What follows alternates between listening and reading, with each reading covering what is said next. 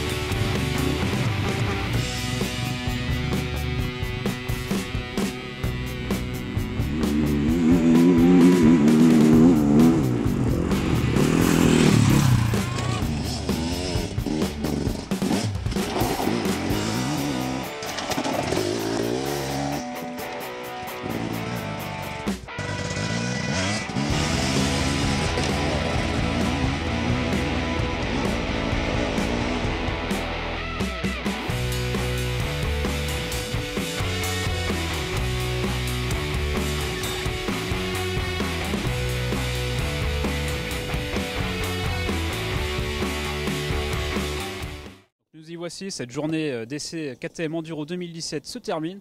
Eh bien, on doit dire que chez KTM, on n'a pas chômé. Encore une fois, les Autrichiens ont bossé dur sur leur moto et ça se sent en piste. Vraiment une toute nouvelle gamme avec des deux temps qui sont affinés, qui sont plus légers, qui deviennent plus fun. Des deux temps qui adoptent également un arbre d'équilibrage dans le moteur, un peu comme les quatre temps. Et du coup, les motos, on n'a plus de vibrations dans les pieds, on a un meilleur feeling, la moto est plus fluide de prise en main, c'est vraiment agréable, c'est plutôt sympa. Bon boulot sur ces deux temps, on a vraiment apprécié. Peut-être des suspensions un petit peu souples parce que bon, l'arrière s'écrase pas mal et l'avant descend aussi rapidement.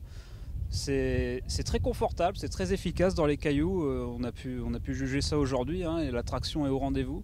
Bon, par contre, pour les pilotes un peu plus rapides, on va dire, ou peut-être un peu plus costauds, il va peut-être falloir toucher au setting des suspensions parce que ça va talonner. Du côté des 4 temps, pareil, l'évolution, elle s'est vraiment fait ressortir avec des motos beaucoup plus légères pour les 2,5 et 3,5 par exemple.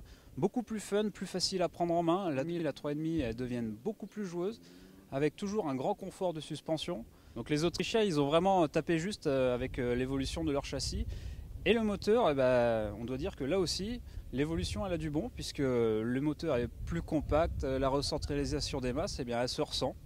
La moto est mieux équilibrée et ça marche toujours autant, voire plus. La 2,5 4 temps par exemple, elle a gagné en coffre, elle a gagné en vivacité, elle devient un peu plus fun globalement.